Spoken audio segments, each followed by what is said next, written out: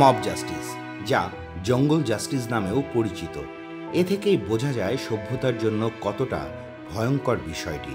সাধারণভাবে বললে mob justice এক ধরনের ভয়ঙ্কর মানবাধিকার লঙ্ঘন, যেটিতে উচ্ছৃঙ্খল মানুষ আইন নিজের হাতে তুলে নেয়।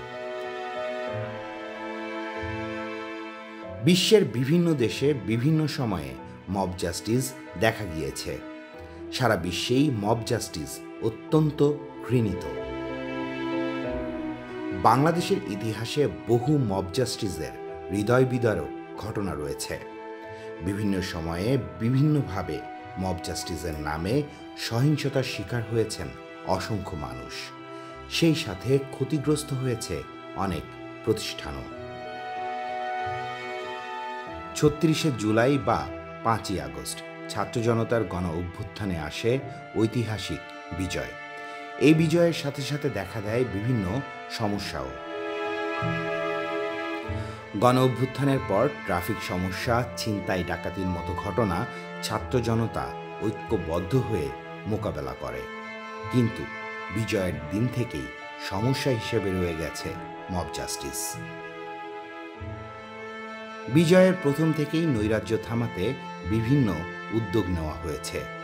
মাদ্রাসা শিক্ষার্থী সহ সমাজের বিভিন্ন স্তরের মানুষ, মন্দির সহ ভিন্ন ধর্মাবলম্বীদের বাড়িঘর পাহারা দিয়েছেন, নিশ্চিত করার চেষ্টা করেছেন নিরাপত্তা।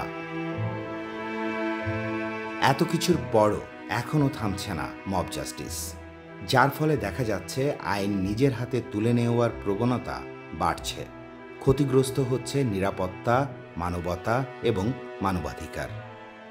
৫ই আগস্টের পর দেখা যাচ্ছিল মব জাস্টিসের মাধ্যমে বিভিন্ন প্রতিষ্ঠানের বিভিন্ন পর্যায়ের কর্মকর্তাদের পদত্যাগ করানো হচ্ছে।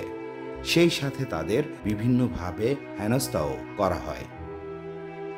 এছাড়াও মব জাস্টিসের ঘটনা প্রবাহ বিশ্লেষণ করে দেখা যায় কখনো কখনো কোনো ব্যক্তির উপর সংঘবদ্ধভাবে হামলা হচ্ছে, যার ফলে হয় তিনি নিহত হচ্ছেন কিংবা গুরুতর আহত হচ্ছেন।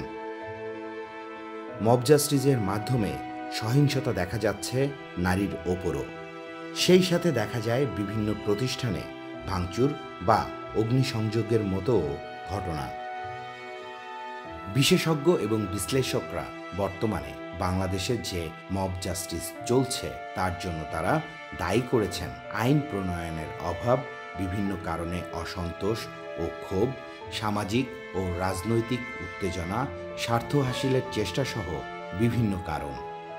তাদের মতে দেশে এখন যা চলছে তা আসলে মব জাস্টিসের নামে ভয়ঙ্কর অন্যায় এবং অপরাধ, যার মাধ্যমে চরমভাবে লঙ্ঘিত হচ্ছে মানবাধিকার। তাদের মতে বাংলাদেশের স্বার্থে মব জাস্টিস বন্ধ করতেই হবে।